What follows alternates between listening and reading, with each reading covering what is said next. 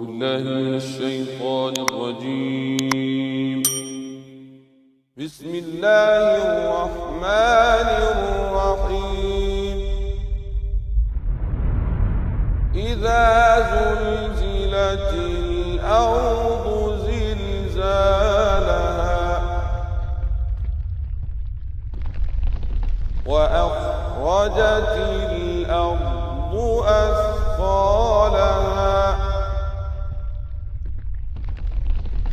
وقال الإنسان ما لها يومئذ تحدث أخبارها